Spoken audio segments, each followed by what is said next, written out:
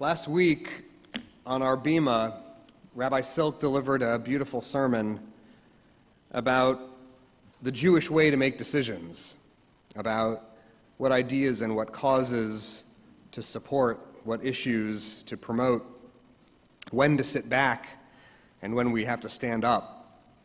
If you weren't here for it, I want to encourage you to watch it on the archived live stream on the Temple website, because the sermon made me think, and I'm grateful to her for having written it, because her sermon opened up for me some of the reflections that I want to share with you tonight. And I will begin them with this. I am not an activist. I didn't get into my line of work in order to do social justice. Unlike a lot of my rabbinic colleagues, I didn't go into the rabbinate because I wanted to use spiritual convictions to clarify my political decision-making. I got into the rabbinate because of Torah. I got into it because I was drawn to thousands of years of great Jewish texts.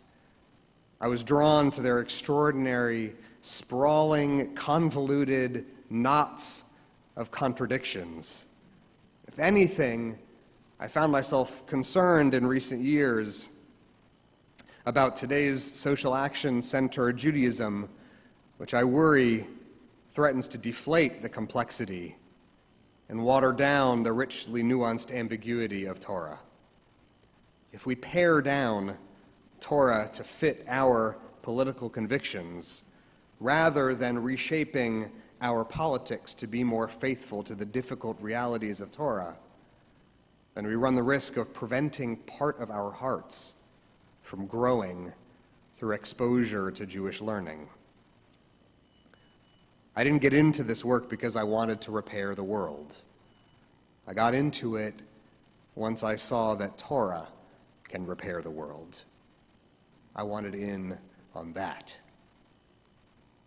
So in this week in our nation, which has been punctuated by grief and rage and by the haunting recordings of children who cannot understand that they may be separated from their parents forever by chain link enclosures, this week more than ever, I needed Torah. Of course, it's no surprise that our Bible has things to say about children and about how they're to be treated. Very loud voices on both the left and the right have spent quite a lot of time this week sharing their very passionate and very confident convictions about what the Bible has to say on this subject. And I hasten to point out that a lot of these arguments on both sides are overly reductive, which is to say, wrong. It is incorrect to say that the Bible promotes strong immigration restrictions, and it is equally incorrect to assert that the Torah teaches that children in the ancient Near East deserved legal autonomy or citizenship or anything resembling human rights as we know them today. It is intellectually indefensible to conclude that we should take our cues about the status of children today from the way the authors or the characters of the Bible related to children in their day. But that does not mean that the Torah has nothing to teach us about children, because of course it does. In reading it, one cannot fail to notice that lots of the evil characters in the Bible share one common distinction: an appetite for the mistreatment of the young. Specifically, all of these characters share the sin of objectifying children, by which I mean the inclination to treat children like objects or instruments, pawns or tools that can be used to gain something they want. The residents of Sodom and Gomorrah, the Moabites and their wicked king Mesha, the malevolent character Amalek and his followers, the list goes on and on. All of them are featured in biblical or midrashic scenes in which they victimize or traffic or murder children for whom they should be responsible, because they think that that specific kind of vicious power will enrich or strengthen themselves. That is the sin the Torah warns us about committing against children. Not just our children, but any children. We know that although it seems to have been practiced with some regularity in the ancient world, child sacrifice is clearly and unambiguously prohibited by Jewish law. The simplest reason for why this is so is that child sacrifice is a perversion of what we understand God's nature to be. But beyond that, I think, the law forbids this gruesome practice because it perverts what we should understand children to be. In the same way, Pharaoh's decree ordering the destruction of the Hebrew babies in Egypt turns him into the great villain of the Exodus story, partly because his regime distorted what kingship ought to mean, but even more importantly because it distorted what children ought to mean. This week, even as a non-activist, I felt encouraged in a way I never have before by the way our Jewish world has spoken up against the policy of family separations as a tactic for reducing asylum claims at the border. I'm proud of the leadership of our Reform movement and of the national leadership of other Jewish organizations, the Anti-Defamation League, the AJC, B'nai B'rith, and many more. And I've been proud to see the way that we've been backed up by corresponding statements from church groups, the Lutherans, the Methodists, even the Pope himself. But the most moving part for me has been the unprecedented Jewish solidarity. My friend Rabbi Gelman at UOS is speaking this Shabbat about the theory of his that this is the first time since the rallies for Soviet Jewry in the 70s and 80s that a political issue has unified the full breadth of the American Jewish community, bringing into alignment, moral alignment with each other, denominations and beliefs and organizations that never stand side by side.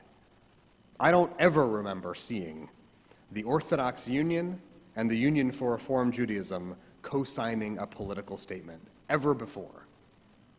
But this week they did, along with nearly 350 Jewish organizations from around North America. 350 Jewish organizations addressing Attorney General Sessions about the issue of family separation and the incarceration of young children. All of us together stood up and said, this is wrong. We said that blocking individuals at American ports of entry to prevent them from making asylum claims is not only a violation of the Refugee Convention, which was assigned by the American president and ratified by the Senate and implemented by Congress by statute, not only is it against the law, it's wrong. We said that the detention of infants and toddlers and children in isolation from their families, regardless of the circumstances, is wrong. We said that the ambition to challenge existing law which bars indefinite detention and the willingness to jail families for years as punishment for seeking asylum is wrong.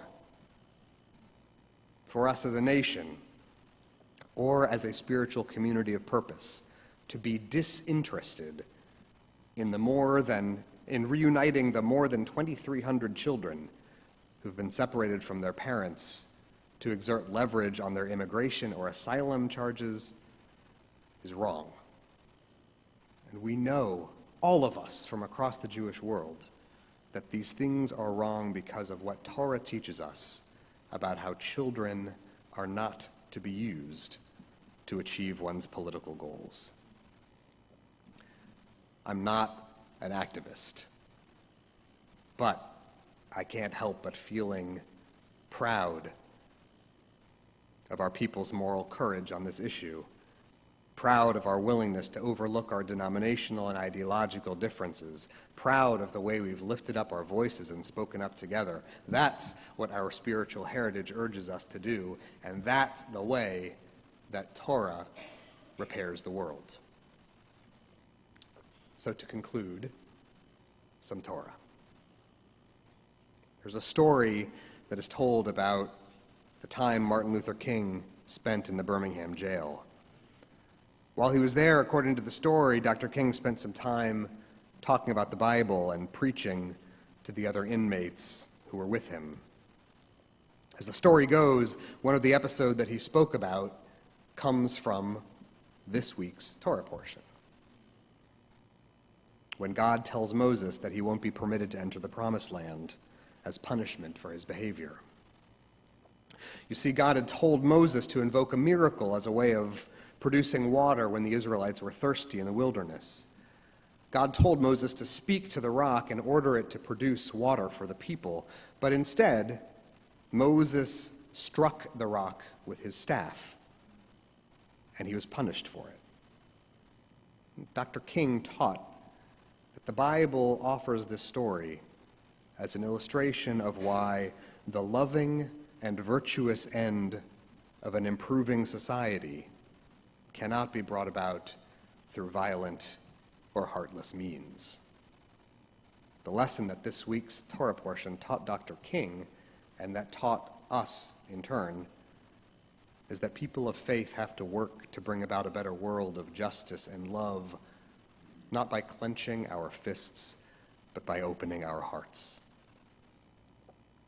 Friends, in a place where the worth and value of children is so often grievously misunderstood, in a place where family love can too easily be not celebrated but weaponized, in this place we Jews take courage and guidance from the knowledge that wickedness can and must be repaired with virtue, that breach and division will be healed by togetherness and unity.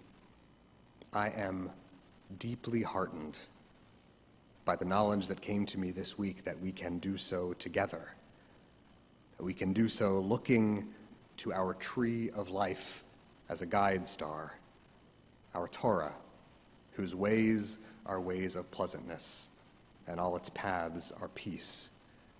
May we be strengthened in this work together, now and always. Amen.